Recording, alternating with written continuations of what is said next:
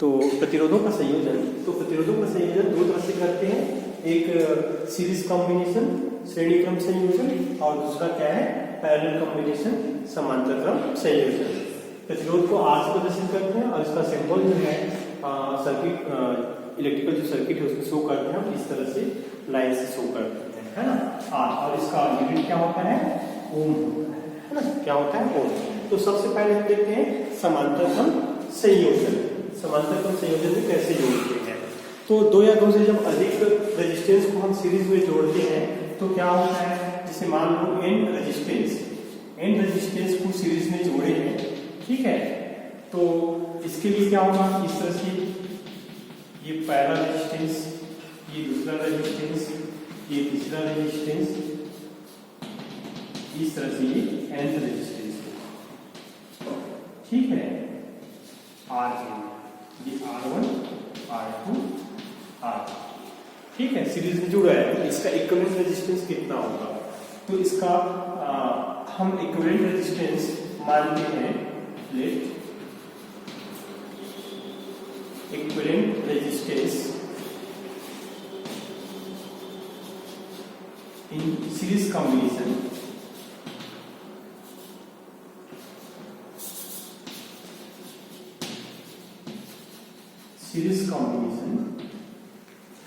B R, then R is equal to क्या हो जाएगा R1 plus R2 plus R3 plus n so on R n resistance हो जाएगा, है ना।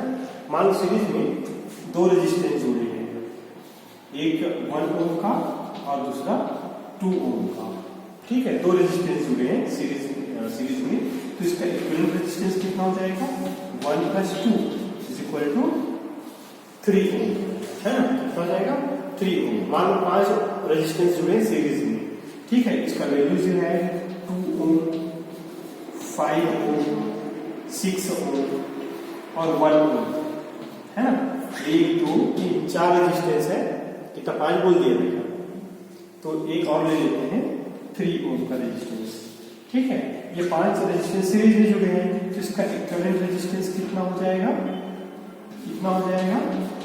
एग्जांपल में कुछ लगा लेते हैं तो, है ना, कितना हो जाएगा R equal to 2 plus 5 plus 6 plus 1 plus 3, है ना, ठीक है, इतना हो जाएगा। तो कितना होगा, जोड़ दो, एक कर दीजिए, तो ये हो जाएगा 7 13, है ना, 14 और कितना हो जाएगा 17, ठीक है, कितना हो जाएगा 17 हो जाएगा। तो इस तरह से अगर रेजिस्टेंस सीरीज में दिया हुआ है तो उसको अलजेब्रिक सम की इक्वल होता है अलग अलग रेजिस्टेंस के बीच में की के बराबर, उसको जोड़ देंगे, एकदम इजी है, सिंपल है, ठीक है। और अगर सर्किट के रूप में ऐसा दिया है ना, मान लो यहाँ पर 1 ओम दे दिया है, यहाँ पर 2 ओम दे दिया है, यहाँ पर 3 ओम दे दिया है, इस तरह से इसको जोड़ दो, ठीक है, बट वैल्यू दिया है। सेकेंड देखते हैं हम पैरेलल कॉम्बिनेशन देखते हैं, समांतर क्रम संयोजन कैसे जोड़ते हैं। तो यहाँ पर जब दो या दो से अधिक रेजिस्टेंस पैरेलल में जोड़ा जाता है, ये पहला रेजिस्टेंस R1 है ना, ये सेकेंड रेजिस्टेंस R2, ये थर्ड रेजिस्टेंस R3, इस तरह से यहाँ पर कितने रेजिस्टेंस जुड़े हैं, n रेजिस्टेंस R, और n रेजिस्टेंस का जो रेजिस्टेंस है उसका वैल्यू R है, ठीक है। तो इसका हमको क्या निकालना है, इक्विवेलेंट रेजिस्टेंस निकालना है, तुल्य प्रतिरोध निकालना है,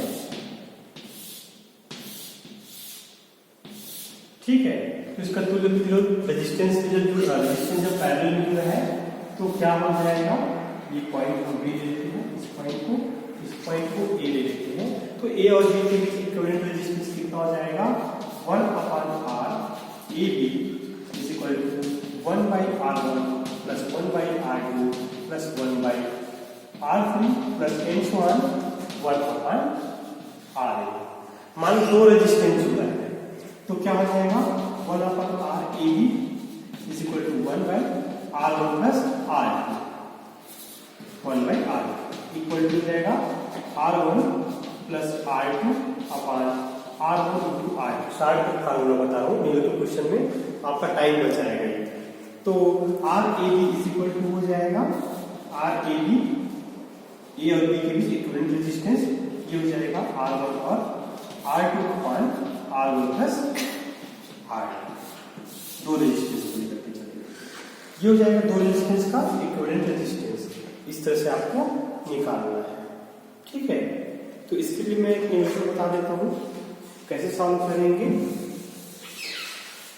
जैसे मान लो हमारे पास दो रेजिस्टेंस है, एक दो और तीन रेजिस्टेंस ले लेते हैं। 3 ओम का है, ये 3 ओम का है ना। इसके साथ एक रेजिस्टेंस को हम सीरीज में जोड़ देते हैं 3 ओम का।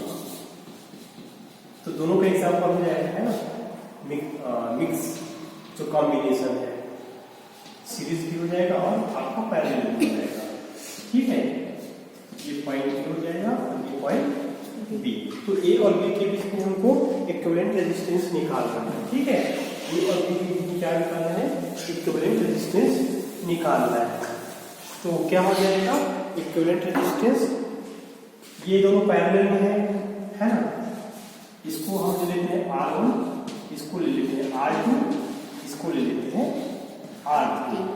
सॉल्व कैसे करेंगे, देखिए R1 पैरेलल है R2, तो इसका इक्विवेलेंट रेजिस्टेंस कितना आ जाएगा, R is equal to 3 into 3 by 3 plus 3। अब इसको शार्ट का फार्मूला होता है उससे, है ना। तो 3 से 9 हो जाएगा और आपका यहाँ पर आ जाएगा 6 हो जाएगा, है ना। तो कितना हो जाएगा ये हो जाएगा आपका 3 3 9 6 हो जाएगा, ठीक है। ये इसके साथ में क्या है, सीरीज में, है ना। R3 ये R बेस के साथ में सीरीज में, तो क्या हो जाएगा 3/2 प्लस 3, तो हो जाएगा 3 to 6, 3 plus 6/2 is equal to कितना हो जाएगा 9/2, मतलब 4.5, है ना, 4.5। तो इस तरह से सॉल्व करना है। तो ए और बी के बीच में जो इक्विवेलेंट रेजिस्टेंस आ जाएगा RAB, ठीक है, 4.5। एक नया क्वेश्चन आता है 5 नंबर से 6 नंबर का, अभी एग्जाम में आया है, ये 6 नंबर का है। इस तरह से कॉम्बिनेशन होगा और एकदम सिंपल क्वेश्चन आता है, एकदम टफ वाला नहीं आता, ठीक है। तो इस तरह से इसको सॉल्व करना है आपको, ठीक है। समझ में आ रहा है, कुछ पूछना है आप लोगों को, बताइए अगर कुछ पूछना है तो।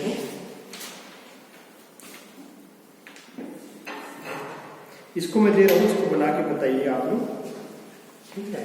समझ में आ गई इसका, ये क्वेश्चन आप लोगों के लिए सॉल्व करके दिखाइएगा।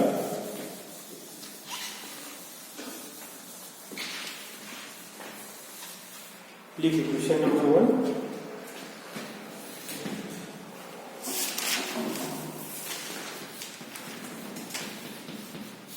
ये 2 ओम का रेजिस्टेंस है, इसके साथ में 3 ओम का रेजिस्टेंस आपस में पैरेलल कनेक्टेड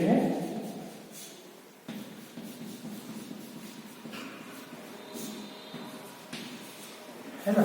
इसका इक्विवेलेंट रेजिस्टेंस निकालना है आपको पॉइंट ए और बी की, है ना। पहला, दूसरा दे रहा हूं मैं,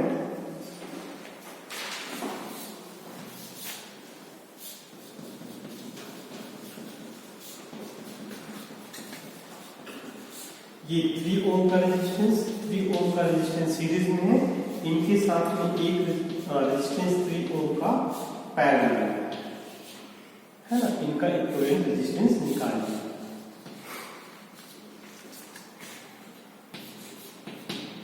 ठीक है, इसी को वर्ड में भी दे सकते हैं डायग्राम बनाने की जगह में, है ना। अभी जो क्वेश्चन में आया है एग्जाम में, इस तरह से डायग्राम के रूप में बना के दिया। वर्ड में भी आ सकता है कि 2-3 ओम का प्रतिरोध पैरेलल में जुड़ा है और ये दोनों 3 ओम का प्रतिरोध एक तीसरे प्रतिरोध के साथ जो 2 ओम का है उसके साथ सीरीज में कंबाइन है, तो इसका इक्विवेलेंट रेजिस्टेंस निकालिए। ठीक है, तो इसको चलिए बनाइए, सॉल्व करिए, आप लोग इसमें क्वेश्चन करिए। ठीक है, ठीक है, तो विशिष्ट प्रतिरोध देखते हैं।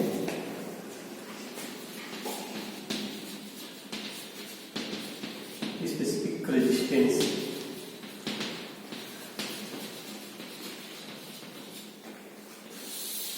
है ना, विशिष्ट प्रतिरोध। तो किसी भी चालक तार का प्रतिरोध किन किन कारकों पर निर्भर करता है, अभी बताया ना।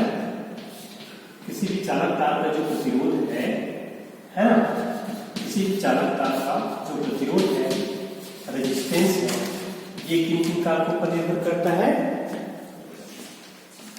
चालक तार की लंबाई, लेंथ पर, है ना, और दूसरा उसके क्षेत्रफल पर एरिया, या जिसको हम क्रॉस सेक्शनल एरिया कहते हैं, इस पर डिपेंड करता है। कैसे डिपेंड करता है? आर प्रोपोर्शनल टू ए होता है। अगर तार लंबा है प्रतिरोध ज्यादा होगा, तार छोटा है तो प्रतिरोध कम। और क्षेत्रफल पर कैसे निर्भर करता है? आर प्रोपोर्शनल टू 1/a, या or inversely proportional to area of wire, है ना, तार के क्षेत्रफल के व्युत्क्रमानुपाती होता है। इन दोनों को मिला देते हैं तो क्या हो जाएगा? क्या होगा? R proportional to 8/a। ये क्या है? अनुक्रमानुपाती चिन्ह है, प्रोपोर्शनलिटी साइन है। इसको हटाएंगे तो जब भी कभी भी हम इस साइन को हटाते हैं, रिमूव करते हैं, तो एक अनुक्रमानुपाती नियतांक लगाते हैं, प्रोपोर्शनलिटी कांस्टेंट का इस्तेमाल करते हैं। तो आर और इसके जगह क्या सिंबल लगाएंगे? इक्वल, बराबर। तो बराबर आर बराबर क्या हो जाएगा? रो इंटू 8/a, जहां रो क्या है? जहां रो क्या है? प्रोपोर्शनलिटी कांस्टेंट है ना, प्रोपोर्शनलिटी कांस्टेंट है, अनुक्रमानुपाती नियतांक है ना, क्या है? अनुक्रमानुपाती नियतांक है, अनुक्रमानुपाती नियतांक है, जिसे तार का विशिष्ट प्रतिरोध कहते हैं। क्या कहते हैं इसे? तार का विशिष्ट प्रतिरोध कहते हैं, है ना, तार का विशिष्ट प्रतिरोध कहते हैं। तो ये आर, यहाँ पर रो जो है, रो, ये तार का विशिष्ट प्रतिरोध है ना। तो विशिष्ट प्रतिरोध को हम आर, एल और ए के पदों में लिखेंगे तो क्या हो जाएगा? इसलिए तार का विशिष्ट प्रतिरोध रो बराबर, इसको इसके साथ मल्टीप्लाई कर देंगे, आर ए अपान क्या हो जाएगा? ए, और ए से डिवाइड कर देंगे, इसको एज इट इज यहीं पर रखेंगे तो हमको रो का वैल्यू मिल जाएगा। तो रो इज इक्वल टू क्या हो जाएगा? और इसको लेफ्ट हैंड साइड मिला कर लिखेंगे तो रो इज इक्वल टू क्या हो जाएगा? आर ए बाई ए। ये है तार का विशिष्ट प्रतिरोध। क्या है? तार का विशिष्ट प्रतिरोध। ठीक है, तो तार का जो विशिष्ट प्रतिरोध है, ठीक है, तार का विशिष्ट प्रतिरोध, तार के प्रतिरोध, तार के क्षेत्रफल और नीचे में क्या है? तार के लंबाई के बराबर होता है। ठीक है, तो अब हम इसको डिफाइन करेंगे। डिफाइन करना है तो उसके लिए हम क्या लेंगे? चालक तार की लंबाई को 1 लेते हैं, एकांक लेते हैं, या 1 मीटर लेते हैं, और उसके क्षेत्रफल को 1 मीटर स्क्वायर लेते हैं। ठीक है, तो हमको इस समीकरण 2 से क्या मिलेगा? समीकरण 2 से रो इज इक्वल टू आर मिलेगा। अतः किसी चालक तार का प्रतिरोध, है ना, अतः किसी चालक तार का प्रतिरोध को हम उसके विशिष्ट प्रतिरोध कहते हैं। कब? जब उसकी लंबाई 1 मीटर हो और उसकी क्रॉस सेक्शनल एरिया, वृत्ताकार का क्षेत्रफल कितना हो? 1 या एकांक। ठीक है, unit length and unit cross sectional area, है ना, resistance of wire of unit length and unit cross sectional area set to be specific resistance of that wire, है ना। अगर तार का क्षेत्रफल एकांक हो और उसकी लंबाई एकांक हो तो उस तार के प्रतिरोध को हम क्या कहते हैं? विशिष्ट प्रतिरोध कहते हैं। इसका मात्रक होता है ना, इसका मात्रक यूनिट क्या होगा? इसका मात्रक ओम मीटर, है ना, ओम मीटर, या इसको इतना ही लिखेंगे ओम मीटर, ठीक है, ओम मीटर होगा। तो ये है आपका विशिष्ट प्रतिरोध, स्पेसिफिक रेजिस्टेंस ऑफ वायर। तो इसका यूज हम देखेंगे आगे किस तरह से होता है। जैसे आपका मीटर डिश है या पोटेंशियोमीटर में है, हम ऐसे वायर का यूज करते हैं जिसका स्पेसिफिक रेजिस्टेंस हाई है, उच्च विशिष्ट प्रतिरोध के तार का नहीं, इसमें निम्न विशिष्ट प्रतिरोध के तार का उपयोग करते हैं, ठीक है। ऐसे प्रतिरोध तार जिसका प्रतिरोध निम्न हो, तो उसमें आसानी से करंट फ्लो होगा। तो जो बैटरी होता है ना, जो प्राइमरी बैटरी होता है, उसका भी करंट को हम आसानी से मेजरमेंट कर सकते हैं। तो हम किसी बैटरी का या जो सेल है, प्राइमरी सेल है, उसका हमको इंटरनल रेजिस्टेंस निकालना है। अभी नेक्स्ट टॉपिक आपका इंटरनल रेजिस्टेंस होगा, ठीक है। उसका ईएमएफ कैसे कंपेयर करते हैं, दो सेल है तो उसका ईएमएफ कैसे कंपेयर करते हैं वो देखेंगे। पोटेंशियल डिफरेंस क्या होता है ये देखेंगे, ठीक है। तो ये आप लोगों का नेक्स्ट टॉपिक होगा। जैसे इंटरनल रेजिस्टेंस होता है ना, internal resistance of cell. Cell जानते हैं आप लोग कितने प्रकार का होता है सेल, बताइए। सेल कितने प्रकार का होता है? सेल दो टाइप का होता है, एक प्राइमरी होता है और दूसरा सेकेंडरी होता है ना। जो सेल है दो प्रकार का होता है, ठीक है। सेल एक प्राइमरी होता है और दूसरा होता है सेकेंडरी, ठीक है। प्राइमरी वन टाइम यूज होता है फिर खराब हो जाता है। सेकेंडरी जो हम मोबाइल में जो यूज करते हैं, ये बैटरी जिसको हम रिचार्ज करके बार बार यूज करते हैं, है ना, जिसको हम डेड एक्यूमुलेटर कहते हैं। या आजकल तो बैटरी जो बहुत एडवांस मॉडल आ गया है, लिथियम आयन की बैटरी आने लगी है नहीं। अभी लास्ट ईयर नोबेल प्राइज दिया था जो ग्लास बैटरी होता है, कांच की जो बैटरी होता है ना, कांच का बैटरी बनेगा, उसके लास्ट ईयर नोबेल प्राइज मिला था फिजिक्स में। तो अब ग्लास का जो सिलिका होता है, सिलिका बैटरी बोलते हैं उसको, क्योंकि ग्लास जो है एक्चुअली उसका जो कंस्टिट्यूएंट होता है, जो संगठन होता है, उसमें क्या होता है, सिलिका ही रहता है ना। तो उसका बैटरी आने लगेगा, जिसके लिए लास्ट उसके लिए नोबेल प्राइज मिलेगा। तो ये सेल दो प्रकार का होता है, प्राइमरी सेल और सेकेंडरी सेल होता है ना। इसको हम रिचार्ज कर सकते हैं, इसको एक बार यूज करके फेंक देते हैं, यूज एंड थ्रो होता है, ठीक है। तो हमको सेल के बारे में डिटेल नहीं पढ़ना है, इसको आप लोग केमिस्ट्री में पढ़ेंगे। फिजिक्स में हम केवल इसका ईएमएफ देखेंगे, इंटरनल रेजिस्टेंस देखेंगे और इसका पीडी देखेंगे, पोटेंशियल डिफरेंस क्या होता है। तो सबसे पहले हम देखेंगे इसका इंटरनल रेजिस्टेंस, है ना, इंटरनल रेजिस्टेंस। तो इंटरनल रेजिस्टेंस होता क्या चीज है, इसको स्मॉल आर से शो करते हैं। अभी हमने कैपिटल आर का जो शो यूज किए, उसको किसी से यूज किए हैं, तार के प्रतिरोध के लिए। अब स्मॉल आर को यूज करेंगे हम सेल के प्रतिरोध के लिए। तो जो सेल होता है ना, सेल कैसे बना होता है, इसमें एक इलेक्ट्रोलाइट सॉल्यूशन होता है, विद्युत अपघट्य विलयन होता है, दो इलेक्ट्रोड होता है ना, एक एनोड होता है, दूसरा क्या कहलाता है, कैथोड कहलाता है। कैथोड पर कौन सा आयन होता है, केटायन होता है ना, मतलब निगेटिव चार्ज। एनोड पर क्या होता है, एन आयन पॉजिटिव चार्ज होता है, ठीक है। इसको अगर सर्किट को कंप्लीट कर देंगे तो इस सर्किट में क्या होता है, करंट फ्लो होना शुरू हो जाता है। इसमें अगर हम लाइट जोड़ देंगे तो लाइट क्या होता है, जलना शुरू होता है ना, इस तरह से। तो इसका इंटरनल रेजिस्टेंस क्या होता है, तो एक्चुअली में ये जो बैटरी होता है, जो सेल होता है, उसमें करंट किसके कारण फ्लो होता है, जो इलेक्ट्रोलाइट सॉल्यूशन है उसका क्या होता है, विद्युत अपघटन होता है ना। तो यहाँ पर दो सल्फ्यूरिक एसिड यूज करेंगे, सपोज इसमें H2SO, तो ये किस होता है, हाइड्रोजन आयन और सल्फर आयन में होता है ना। इसमें होता है ये हाइड्रोजन आयन और सल्फर आयन। हाइड्रोजन आयन क्या होगा, पॉजिटिव चार्ज है, तो ये किस ओर चलेगा, निगेटिव इलेक्ट्रोड की ओर चलेगा, मतलब आपका एन आयन की ओर चलेगा, है ना।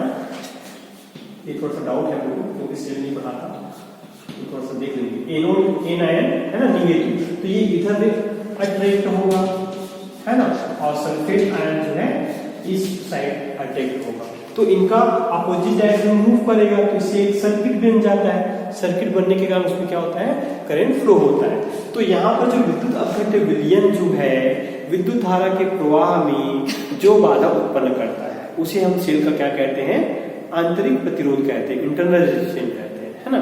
जो विद्युत अपघटन विलयन जो है करंट फ्लो के मार्ग में, है ना, जो बैटरी होता है, जो सेल होता है, उसमें जो बाधा या अवरोध उत्पन्न करता है उसे हम क्या कहते हैं, सेल का आंतरिक प्रतिरोध कहते हैं।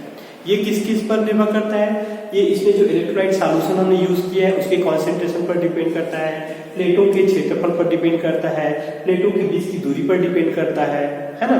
प्लेट अगर पास रहेगा तो रेजिस्टेंस कम लगेगा, दूर रहेगा तो ज्यादा लगेगा। अगर प्लेटों के एरिया कम है तो कम लगेगा और ज्यादा है तो ज्यादा लगेगा, है ना। इस तरह से इलेक्ट्रोलाइट सॉल्यूशन का कॉन्सेंट्रेशन अधिक है तो क्या होगा, रेजिस्टेंस ज्यादा होगा, है ना, और कम है तो कम होगा, ठीक है। क्योंकि जैसे बैटरी होता है ना, जब कंटिन्यू यूज करते जाते हैं, जो बैटरी जो जिसमें हम क्या करते हैं, एसिड डालते थे। आजकल तो सब ड्राई बैटरी आ गया है, सब गाड़ियों में ड्राई बैटरी लगता है, लेकिन पहले क्या आता था, लिक्विड बैटरी आता था, जिसमें अलग से हमको क्या डालना पड़ता था, जब पानी उसमें खत्म हो जाता था तो डिस्टिल वाटर डालना पड़ता था, है ना। तो डिस्टिल वाटर क्यों डालते हैं, जब कंटिन्यू यूज होगा तो यहाँ पर इलेक्ट्रोलाइट सॉल्यूशन कम हो जाएगा, जैसे कंसेंट्रेशन क्या हो जाएगा, बढ़ जाएगा। कंसेंट्रेशन बढ़ेगा तो क्या होगा, रेजिस्टेंस बढ़ जाएगा, तो काम नहीं करेगा, अच्छे से हमको करंट नहीं मिल पाएगा। तो उसको डाइल्यूट करने के लिए डिस्टिल वाटर का या एसिड डिस्टिल वाटर का यूज करते थे, ठीक है। आजकल ये सब की जरूरत नहीं पड़ता। तो इसको कहते हैं सेल का इंटरनल रेजिस्टेंस कहते हैं, है ना। क्या कहते हैं, सेल का इंटरनल रेजिस्टेंस कहते हैं। अब यहाँ पर पोटेंशियल डिफरेंट आता है। ये पोटेंशियल डिफरेंट क्या होता है, साइड से हमें बता देना है ना। पोटेंशियल डिफरेंट,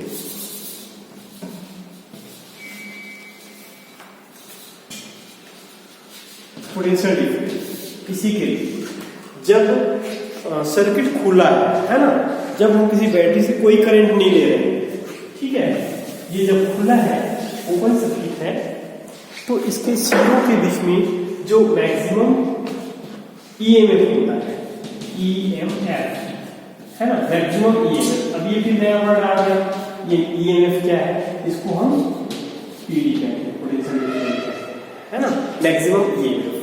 तो मैक्सिमम कब मिलेगा, जब कोई करंट फ्लो नहीं हो रहा है ना।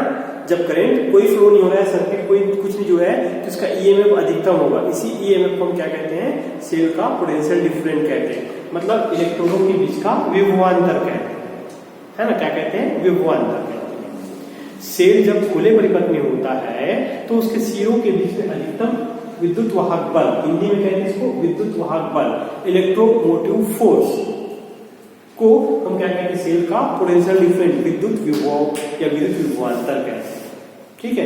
विद्युत विभवांतर तो समझ में आ गया क्या है, पोटेंशियल डिफरेंस, लेकिन ये क्या है, ये समझ में नहीं है। तो इसलिए जब हम सर्किट जोड़ते हैं तो ये इलेक्ट्रॉनों को मूव कराने के लिए, इस सर्किट पर जो इलेक्ट्रॉन होता है या नेगेटिव आयन जो होता है उसको मूव कराने के लिए जितना बल सेल के द्वारा किया जाता है उसे हम क्या कहते हैं, सेल का ईएमएफ, इलेक्ट्रोमोटिव फोर्स, विद्युत वाहक बल, है ना। वाहक से समझ में आ रहा है, विद्युत वाहक बल, है ना, विद्युत को ले जाने के लिए किया गया कार्य। तो इस परिपथ में विद्युत का फ्लो होगा जब इलेक्ट्रॉन का फ्लो होगा। इलेक्ट्रॉन का फ्लो कब होगा, या नेगेटिव आयन का फ्लो कब होगा, जब ये बैटरी कार्य करेगा। तो बैटरी जब कार्य करेगा, वर्क करेगा, तो यहाँ पर इलेक्ट्रॉन का बाहर सर्किट में फ्लो होगा। इस इलेक्ट्रॉन को बाहर सर्किट में फ्लो करने के लिए बैटरी के द्वारा जितना कार्य करना पड़ता है उसे इस बैटरी का या सेल का हम क्या कहते हैं, ईएमएफ कहते हैं, है ना। क्या कहते हैं, ईएमएफ कहते हैं।